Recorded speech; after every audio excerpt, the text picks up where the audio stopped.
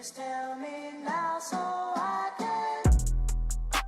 Boom, what's going on, guys? Welcome to KP Community, KP Community episode 11. We got Reeves in the house today, jumping in, replacing Garrett.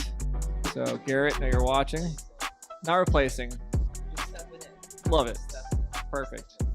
Excellent. So tonight we got a bunch of things. We are talking everything ball flight, hence Reeves stepping in, jumping on, the ball flight master. We're gonna give you a good nickname, I think, around ball flight. So really excited about tonight. We got a couple things. We're doing a how-to. We got an under the hood. Reeves and I are gonna break down some stuff together. Going AMA, all ball flight discussion, the wrap, talking about some things tonight to wrap it up as we close out the year. Special treat next week. We got the Dr. Mike Sohn in house. So where we're doing all ball flight this week, doing all mechanics next week. We'll be rolling through it. So Reeves, welcome.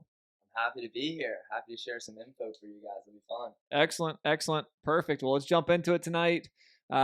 First and foremost, we're going to our first sponsor tonight, and in the presence of ball flight, one of our new sponsors, interesting and exciting sponsor, Clean Fuego. Jump in on it. Throw clean, throw fuego, boys. Let's see it. Spin efficiency, spin direction, pitch design, axis, and grip. America's game has advanced, and today's elite athletes need elite training tools. Clean Fuego is an essential training device for any baseball player looking to learn or polish pitches. Learn to better your grip and release, work out subtle changes in real time, and so much more. Learn the proper feel and release of fastballs, curveballs, changeups, and sliders. Throw clean, throw fuego. That's Clean Fuego. Check them out, cleanfuego.com. We have them in facility. If you guys are stopping by and want to check them out there. Otherwise, get yours today on cleanfuego.com. Boom. Just like that. Good stuff. Hopping back in, talking ball flight tonight. So, Reeves, this is going to be kind of cool. We're going to throw it to you at the facility. Throw it to me. Throw it back here. Something like that. Perfect. All right. So let's jump into it tonight. We got the how-to. Kicking it over to Reeves at the facility, pre-recorded, throwing it back over to you at the facility. And you're going to throw it back to us at the end, which is pretty neat. So what are we talking about tonight? Tonight, we're talking about, Casey mentioned, doing all things ball flight. We're jumping into how we're going to progress throwing new pitches into our pitch arsenal, guys. So kind of little bit of a quick progression sometimes. I want to kind of give you guys a nice overview of how we looked at that as coaches and how I actually used my own pitch design tools when I had success going through my career as well. Cool. Let's do it. Casey, appreciate you kicking it over here to me in facility tonight. Got a topic that I want to dive into tonight that's an issue that I see with a lot of athletes, especially at that younger age. That issue is just adding so many pitches into that pitch arsenal before we're really ready. So I see it all the time with guys as they're coming in for their assessment, or they're coming in to throw that first bullpen. We'll throw down that ball tracking technology, and what I'll see is that we don't really have distinguished pitches, especially in relation to some of those breaking pitches. A lot of time those will blend, and on top of that, I also see issues with some of the fundamental pitches that we really should be focusing on and honing in on at that early age. That fastball and that changeup, understanding how to maximize those before we start to move on to some of those other breaking pitches.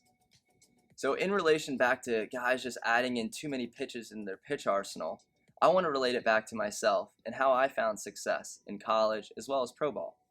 So I started to understand that I was better off maximizing the two pitches that I already had rather than starting to add more pitches into my pitch arsenal. Going to take a look at the big league level, we can look and see how relievers generally are going to have two pitches. Generally going to have one that's more their plus pitch that they rely heavily on, and then they're going to have another pitch that kind of backs up that main pitch. Now, if we look at starters, they might have 3 or 4 pitches, but generally they're going to rely on that pitch usage of about 2 pitches. This is going to change maybe game to game or season to season, whatever they're feeling most comfortable with in that situation. So to bring it home, I want us to understand, especially at those younger ages, let's master and understand those first 2 pitches that we really want to have great feel and control of. And then over time, we can start to add more pitches to the arsenal. Pitch design can be our friend. It can be a great asset, but on the same side of that, we have to understand how to utilize the pitches that we already have before we start to try to add more pitches into that arsenal. Appreciate your time tonight. Hope this helps you guys understand how to utilize your pitch arsenal. Casey, back to you guys in the studio. Boom. Bringing it back. Myself. Yeah, kicking it back to yourself. Love it. Dude, so no, I mean, you talk about a really good point and something that we talk about a lot, which is understanding pitch arsenal, right? Like I listen to kids, as a young age, I listen to kids talk about their favorite pitchers. And I think this is where we start to really kind of evaluate our understanding of what pitches we should throw. So give me kind of like, what was the inspiration behind that post a little bit? Like, I know, your experience in facility obviously has been kind of a leading piece to that. For those who don't know, Reeves is the director of throwing for us at the facility. But give me a little bit of the inspiration behind that and kind of elaborate a little further on maybe, what inspires kids to maybe want to improve their arsenal, so to speak. Some great insights from you, some great recommendations, but where can we take this further? Yeah, so like I mentioned in that video there, I had a ton of success going through college and pro ball, really just throwing with just those two pitches. And it was kind of an unlock that junior year of college where I was like, wait, you're telling me I don't have to try and throw 3, 4, and all these other pitches that it seems like some of these big league guys are able to throw. And it was kind of that mental unlock for me. And so now taking it from that coaching perspective, right, I can see those athletes, and it comes in that form of excitement. It's more so like, hey, it's almost like a new toy, right? You get this new Christmas toy, and you're excited. Oh, I want to throw this cutter. I want to throw this slider, right? When in reality, we already have maybe some shiny new toys that just need to be maybe dusted off a little bit, and then we can kind of take those older toys that we already got, spice them up a little bit, and we can go compete. We don't have to think about kind of learning some of these new pieces to the puzzle that is kind of the process of pitch design. Yeah, I mean, we used to call pitches when I was younger. We used to joke and be like, "Oh, that was a Barry Zito curveball," right? Right. We used to be like, "Oh, that was a Mariano cutter," and so we would joke and like try to recreate that pitch. We didn't have the technology to dive deeper to really evaluate that. No, you're not throwing a Barry Zito curveball, right? Or we couldn't really figure out why that pitch was so elite at that time, right? We just knew what we saw on TV was like, wow, that was an amazing pitch, right? Today's world, it's different because we can start to see that. So I think at a young age, still kids today, because they're not introduced to this technology until usually around high school, right? But kids today are still trying to recreate the Barry Zito curveball, and so you'll ask a kid, hey, what do you throw? And that kid responds back with, well, I have a curveball, a cutter, I have a slider, I have a fastball, I have a changeup. And I think it's our job as coaches and as parents even to make sure that we let kids have fun. Number one, like let them build Barry Zito curveballs. That's awesome. Like have fun with that. But two is make sure we curate the usage of those things. Make sure that we talk to them at a young age, at the very little level. It's like fastball command and developing fastball velocity. It's maybe throwing in a changeup and letting them have fun and evaluate new pitches. It's like throwing a wiffle ball. Like if you have one of those like cut up wiffle balls, you can make that thing move all over the place. That's awesome. Let them explore and experience the depth of pitch design, so to speak, at a young age, because it'll pay off in the long term. But we also have to be cognizant of the idea that, listen, in order to develop a great pitcher, it really comes down to that kid learning somewhere in the high school range, kind of two elite pitches. Really, you need one to get to high school with a secondary to back it up, but building that secondary elite pitch as you kind of get into the college rank and through the end of high school. That's kind of where our focus is. So I love this idea, like we can simplify it back. You can realize what makes certain pitchers great pitchers by looking at what pitch arsenal they have, like what two pitches they use the most. And you used some really good graphs on there showcasing two elite arms, one relief, one starter. But kind of how they both use really two pitches predominantly and kind of work off of that from there. So definitely a cool conversation. Definitely something that I know we're going to talk more about tonight as we kind of move through. But if you had advice for a parent out there who's watching this, or maybe even like a youth coach or a high school coach, like what would be some of your advice to those guys as they're trying to evaluate right from wrong with pitch development at a young age?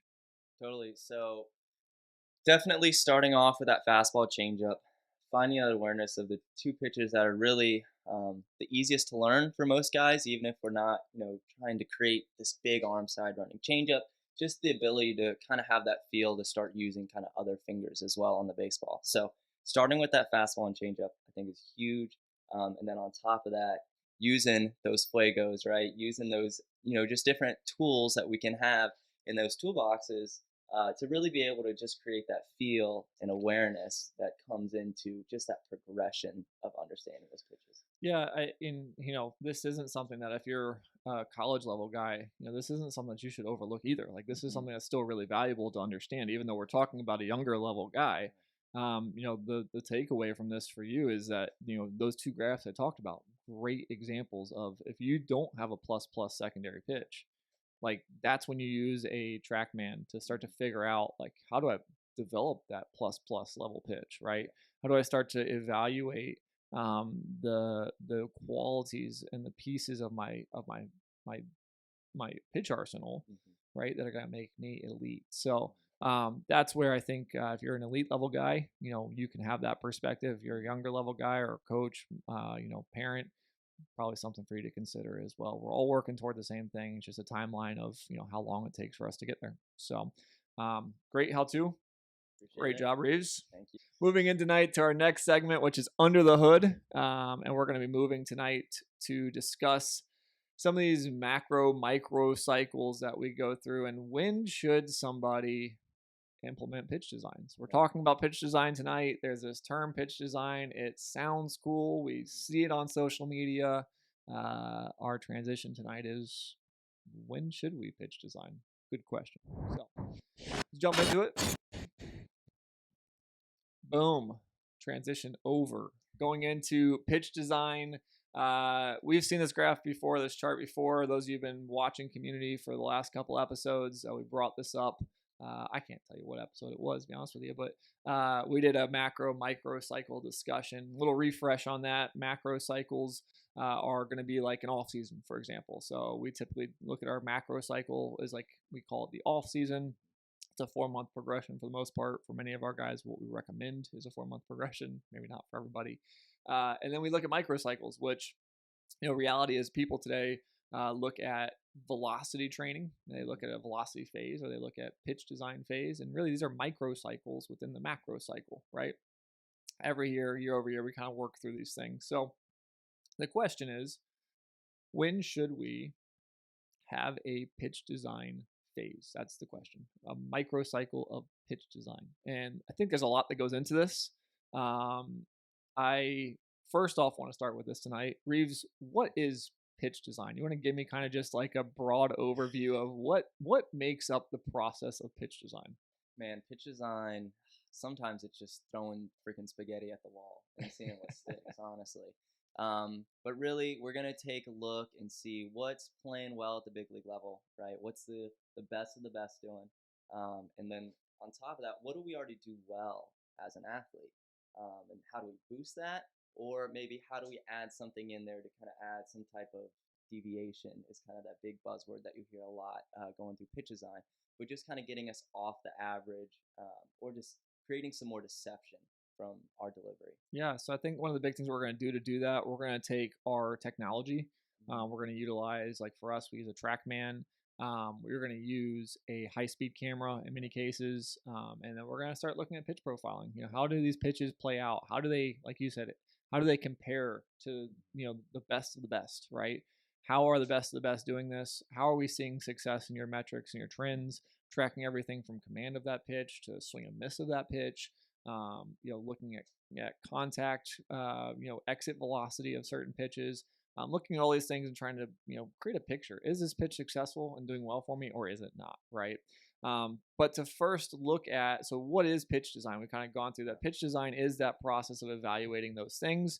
When we want to look at, when should we implement pitch design? I think the first thing we have to talk about is where are you at in a season, right? Where are you at in the year?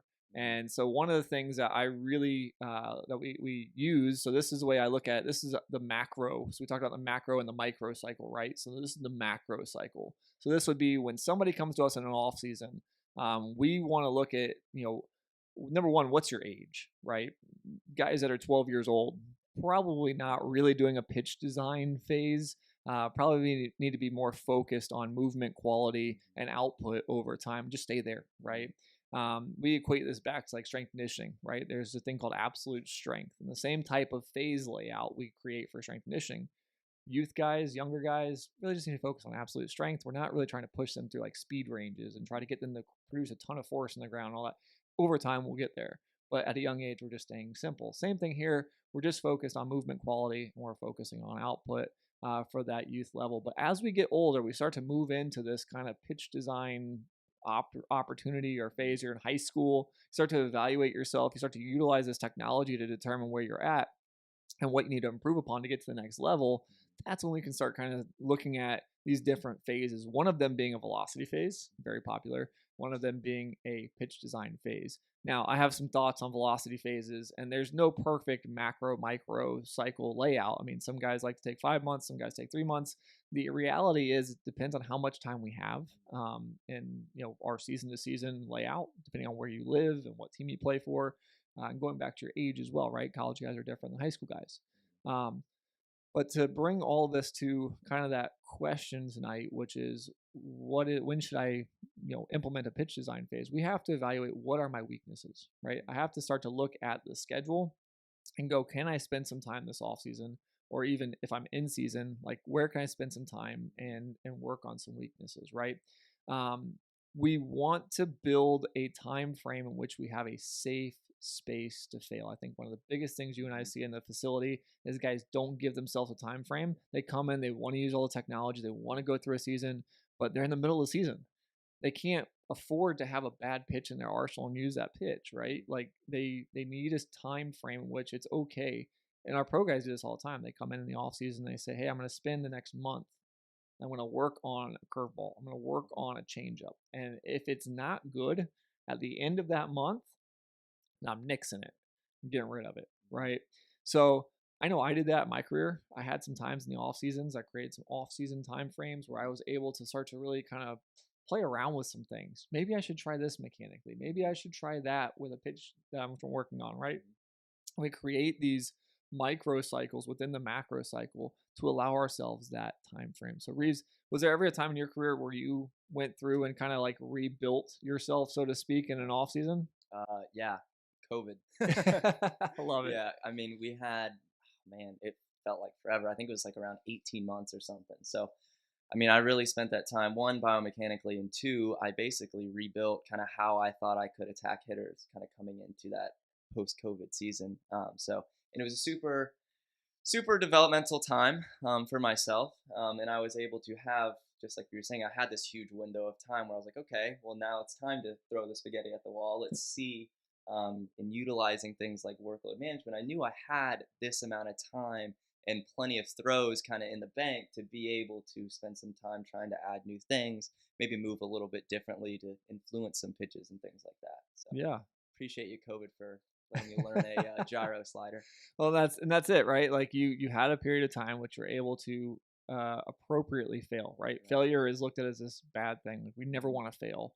Well, reality is that in a safe space, which we're giving ourselves the time to fail, we're accepting the idea that this may be good, this may be not good, but I'm not going to sleep well at night if I don't try it, right? And so we got to have that time frame to do that. We can't do that in season. So it goes back to our point, which is, when do we present this seasonally? Well, in the off season's the best time. We got to create that microcycle for it to do so. So if you look here, like on our chart, you see like the movement phase, the output phase, and we have a pitch design phase and competition phase. This is one of the most general like layouts of a macro cycle for an off season for guys, right? We could rearrange this. Let's say a guy's coming out of fall, right? We could make number one, their workload's built up, which all this is dependent upon workload, where your chronic workload is, or your fitness level's at, right? So if number one, if I'm coming out of fall and I want to do a velocity phase, my recommendation is always do that velocity phase in number one. You're built up enough to handle it. You can deload into a velocity phase, which doesn't make sense to a lot of people, but I can show that in another video another time. But basically, that's the best time to do it, right? Your body's going to be able to handle that a lot better. So then from there, we go to maybe a movement phase where we pull back. We then go to maybe like a competition or an output phase where we kind of build up again, and we go to a competition phase. So that would be like your 4 months. At that point, velocity phase in the middle, but that doesn't have a pitch design phase in it, right? So if you're somebody who needs velocity, that's the macro cycle I recommend. If you're somebody who needs to work on a pitch, great. You come out of fall, take that immediate period off, like not off, but just down, right? You deload in that first month there, build up through a movement phase where we're working on a lot of really basic movement, finite movement that we have from biomechanics evaluation, utilizing, pitch AI, for example, on some videos from season, gives us that ability, or an exit pin as we come into the off season. Then move to our output phase, then move to a pitch design phase, then move to competition. And the reason why I like this, and something that we've talked about, which is you go from the movement side of things where you're working on a little bit mechanically, kind of getting consistent again in some things, going to the output phase, letting it eat from the output side of it. And then you go to the pitch design phase, where you work on that thing, you give yourself that space, that safe space to fail, and then you move from there to the competition phase, and you can test it before you actually take it into season, which I know is tough for some guys. So, Reeves, what do you see at the facility from these guys? Like, we go through the guys that give this kind of time frame where we go through it. What do you see in terms of like how quickly an athlete picks up on utilizing a new pitch or like creating a new pitch? I know in my experience it's been kind of tough. So, like, what have you seen in the facility with some guys? Yeah, you'll have those random aha moments where something just clicks. I've seen it in relation, like if we're trying to kind of work on like a gyro slider, tell a guy, hey, let's try and throw a football here, but with a baseball. Sometimes it's that aha moment like that, and it'll click. But man, generally, especially with guys who struggle, where if they have a tendency to be able to just kind of get out to the outside of the ball, or they're really good at getting to the inside of the ball, if we're trying to kind of flip and get to the other side of the baseball, that sometimes takes us 3 or 4 weeks and really understanding and utilizing those tools, and then you kind of see those light bulbs go off, and then we start to roll a little bit easier there. Yeah, I think it's we kind of look at it like, well, you can struggle through it for 2-3 weeks, right? Like there might not be the perfect thing, but then by week 4, you're like, oh wait a minute, it kind of clicked. And then week 5, you're competing with it in a controlled environment. And now it makes sense to start to evaluate it. Did this really work? Is this continuing to work? You might have the aha moment in that first week of competition. It's okay. But you're still fighting through. You're giving yourself time. You're buying yourself the space to create it, not just giving yourself 1, 2 weeks, 3 weeks, etc. To like, oh crap, like I got 1 week to figure this thing out, and then I got to use it in a real game. That's not going to happen, right? Or in a bullpen between outings, right? I've seen that happen too. Yeah, exactly. I've seen that happen with guys. Like, they're like, man, I just don't feel good about my slider. They bang it, and they go to a curveball, and you're like, well, wait a minute, like you just started throwing a curveball mid-season, like. I've never done that before, but okay, great. Like that's fine. So we're just trying to set our guys up for success at the end of the day, and that means that when we do pitch design, so to speak, when should you do pitch design? It really comes back to you got to evaluate your weakness. A good example of this is we take our pro guys, and in the off season specifically, I pull back all their data from the season. And we go in, we start to look at averages on everything. We look at different comparisons to different guys. We look at, what does it mean for this guy to be an all-star? That's always my marker. Like, what do the all-stars do really well? And then what does our athlete do? And then can we make our athlete into an all-star, right? I have a running joke with our guys that if they make the all-star team, I fly out wherever they are and come visit them during the all-star game. Hopefully they get me tickets. But that's like the way that we look at it, right? Like, but it's really establishing like, what are your weaknesses? Not to say that like an all-star has only strengths, right? Because they have weaknesses as well. But how do we compare ourselves, and what's the marker of success? Well, that's a good marker, right? So if I have weaknesses, then I can start to evaluate myself and create this marker of success. So from there, we're able to start to build off and start to say, hey, now we have a safe period in our microcycle of pitch design. That's for that athlete. If the pitch design is the thing that we need to work on, right? Some of those athletes, their stuff may have dropped in velocity. Guys get older, right? Or movement quality gets worse. Guys get tight. Guys get whatever, right? And we have to work on that. So it's just point of focus. Who is pitch designed for? It's for everybody. It just depends on what timeline do you do pitch design, and why do you do pitch design. So anything to add on that, Reeves, to finish up? No, I mean, guys, the best way, and what I've seen is, especially that's just worked for myself, is find a guy that's similar to you. If you want to look at the league or look at those all-stars already in the league, and take that pitcher and look at what do you do well, maybe in relation to him, height, weight, just kind of similar movements, arm slot, and then see how you already have maybe some of those tools in your own toolbox and try and just boost those just right out of the gate. Yeah, I think Baseball Savant is a great tool. Definitely check out Baseball Savant. You guys can Google it. For those of you who may not know what all that means, they do a good job of explaining all of it. Have some some definitions and some notes there, but it's just something that even look, we talk about being a resource, right? As KP, and if you don't understand it, reach out to us. Let us know you don't understand it. We can kind of have a deeper discussion on some of that information as you go through it. But it's just a great space for you to start to look at and compare yourself to what are the elite guys doing, what's happening at the highest level. That's kind of the easy way to look at it. So, boom. Well, that's under the hood for the night. Great movement forward in pitch design from our how-to. Let's jump into an AMA tonight and wrap this thing up with the wrap afterward. Bouncing over, we're got a couple of continuing on with our pitch design with the pitch design guru. Starting to kind of grow on me. Yeah. I got the arm Yoda at one point, and I don't know how that happened. The arm Yoda. Yeah, I was like, oh, it's kind of grown on me. But the pitch design guru, we'll simplify that. PDG. PDG. Yeah, well, moniker. I don't know. We'll do something. Get you one of those mugs with PDG on the front. Yeah. There we go. So looking at tonight, we have some questions. So Reeves and I went around the facility. We asked our guys. We started talking. Just kind of evaluating what our guys have done, and kind of some of the normal questions that we get from our guys for the AMA tonight. And we have two questions that come up most often when we start talking about pitch design. Parents, players, coaches, etc. These are the most common two things that our players, our parents, our coaches will ask us about when we start talking about pitch design. So Reeves, I'll let you take the first one. What do we got for the first question for AMA tonight? All right. First question is my fastball good? And oh my gosh, I feel like I hear it almost every time that we have the Trackman running. Yeah. And it's kind of an open-ended question. It leaves me a pretty good gap to kind of fill, because there's a lot of pieces to the puzzle of understanding what we're looking for in athlete to athlete, and what we really need to focus on, as Casey was saying, in that little time window that we have as well.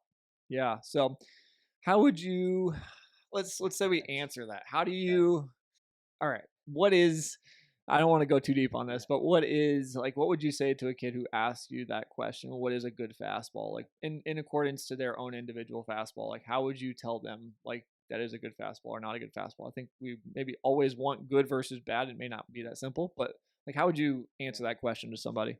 Yeah, so the first thing, obviously, and it's a pretty good correlation with some swing and miss percentage, right, is do we throw hard enough yet, right? And going back to picking that skill window and that time, if we haven't kind of met that baseline of that velocity that we kind of need to hit, well, let's go back to there. That's going to make that fastball better if it's not already where we need it to be. So, and then I'd say from there, right, we have to just start to understand, kind of those feels coming through release. So one of the biggest issues that I really see with guys is really just cutting that baseball. Yep. So creating a little bit too much of that gyro spin, just getting on the side, right? Creating some of that football spin. And you'll see that once we kind of clean that gyro spin up, start to get guys a little bit just more feel, yep, understanding how to stay through the back of the baseball. Once we kind of check off that box, you'll start to see kind of their inner best fastball self just kind of already come out. Yep. So understanding just how to stay through the middle of the baseball. And then from there, a lot of guys like to throw both their 4 and 2 seam, and we don't really have a great maybe understanding of why or what we're looking for and kind of separating those two. And so now that we have awesome Mr. Trav, the Trackman up, it's nice and super easy to be able to just say, hey, let's throw 4 seam here. Yep. You get awesome, super clean data, look and see what it's spinning at, how it's moving. Say, hey, now let's throw a 2 seam.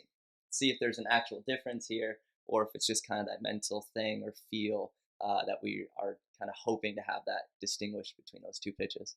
So to clarify there, one thing that you brought up is that we named our Trackman Travis. So for those who are wondering what Trav is, it's Travis the Trackman. So anyways, that's a long story. No, I think you're absolutely right. We break down a quality fastball by velocity and by by spin. Really, it's what the two big pieces that we're looking at, and both impact the other, right? So we know that the one thing that will increase spin rate is higher velocity, right? And obviously not cutting the ball, barring cutting the ball. But if we look at higher swing and miss, or even command, like command can be impacted by you cutting the ball more, inconsistently, right? So if you're throwing a ball always at 70% spin efficiency, we might be more consistent with it. But if one pitch is 50% spin efficiency, the next one's 90% spin efficiency, and you're doing that constantly throughout the game, you're creating a substantially different fastball and a substantially different endpoint for where that ball's gonna end up in the zone. So, the question is my fastball good? I think it comes back to, are you having success with it? That's really a big measurement point for us. Are you having success with it? And what does success mean? And kind of defining that, especially from an early age. So, and I feel like that. I mean, that's pitch design kind of as a whole. Yep. Is it working now? Is it already? Okay, great. Let's not touch it. Yeah, exactly. So, well, going on to question number 2 tonight. We get kind of in our discussion here, we already brought it up, which is we get a lot of questions around like, what's the difference in Trackman versus other ball flight technologies? Now, ball flight technologies in the last 5 years has just exploded, right? We got a bunch of them now. Previously, it kind of started off with Rapsodo and Trackman being kind of the predominant main two. Now you've got everything from Flight Scope to Yakkertech to Diamond Kinetics balls to Pitch Logic balls. You got all these different things out there and different scales at which we see. Now, I will say this, that if I see another kid throw 103 miles an hour on Twitter using one of those balls, I'm going to lose my mind. You don't think that's accurate, Casey? No, I don't think it's accurate. Okay. So it's just too many guys throwing 103. We actually know somebody who throws 103. I actually know 2 people that throw 103 that happen to throw at our facility from time to time. And I would say the 103 is not like the rest of the population who claims to be throwing 103. So, no, I laugh. We use Trackman, and I use Trackman predominantly because we get the data, and the data is of higher quality. Travis doesn't miss. I mean, again, we call our Trackman Travis. Travis doesn't miss. Like, that thing is just accurate. It picks up balls constantly. There's no drop pitches, and we utilize that data and compare it to what a lot of these teams have, MLB teams, these organizations have, and even colleges now. We're able to do better seasonal comparisons and to off-season comparison as well. For those who don't know, you look at a Trackman and you look at the data that comes out of it, and you look at like a Rapsodo, for example, or a Diamond Kinetics ball, like that data is substantially different. How it presents, how it's organized, consistency of that data, it's all very different. So, we look at Trackman, we start to evaluate, the value of it. Well, really, it's just consistency of data. That's what the biggest. It's a bigger price tag, but it's worth it for us because we're able to provide deeper insights to our athletes. We talked about those comparisons, and we start to evaluate, what is your weakness? Well, dealing with guys in the big leagues, they're not weak at a lot. They're really good at pitching. And so what we need is consistency of data to provide them really quality insights to the weaknesses that they have, quote unquote weaknesses that they have. But the difference is in ball flight tech, it just comes down to accuracy and data validity. So, you have Trackman, it's just a more capable device than other devices. And it's because that's the reason why the price tag is so high. It's just the engine that runs it, right? That engine that runs it's just a better engine. And so when we start to kind of look at everything from software interface to data quality, you're getting a lot more with the Trackman, which is why we use it. This wasn't a paid sponsorship from Trackman to say this. It's just that we take one. Yeah, we'll take one. But no, it's just that for us, what we're looking at is we're trying to say to our athletes that we want trust and understanding in the quality. So what's the difference in ball flight technologies? Like I said, it comes down to just the hardware and the price tag. When you have not a lot of people can understand or can afford, they don't understand why they would pay that much, and they can't afford to pay that much for a higher end tech piece. You got like Hawkeye, which is like way up there in price tag, and it does a lot. It's going to do a lot more in the future. You look at items like that, and you go, well, we can't afford that. But the data validity, data quality in terms of like multiple pieces of this, it's going to do a lot more for the future of baseball. In terms of Trackman, though, portable Trackmans are everywhere, and for in pro ball especially. So Again, go back to my main point. It's just about data validity. So that's what really the difference is between ball flight technologies.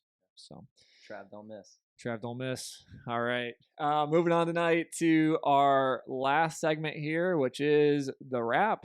Guys, every Wednesday night, 7:30, we launch a new community. We are on episode 11. 11. Dude, 11 straight weeks of this. Love it. We've been crushing. We're going to get up. Episode number 20, we'll do a recap just like we did episode 10. If you guys didn't see the recap on episode 10 of our first 10 episodes, check it out on YouTube. While you're there, go ahead and subscribe because we love your participation on our channel. Feel free to give us a like, comment. If you guys love this channel and want to continue to see us produce, we're going to, regardless, because we just love doing this and it's been great for our athletes. But we want to see you guys engage and continue to spread this message. You know, all of the subscription, all of the likes, all the follows, all of the comments. You know, honestly, it just helps us get found. And so, if I can give you guys, you know, the one thing that we ask of you guys and the help that you guys can provide us, number one, tell a friend about our channel. You know, we're producing a lot of valuable insight. Hopefully help somebody out there. And the real goal, the backbone of our business, you know, we saw it yesterday on Twitter, which was pretty cool. Really, really neat. You know, shout out A3 and the guys at A3. You know, that team this year has done an amazing job working with us in facility and creating an atmosphere, an environment, a community where those guys are finding success. They feel great.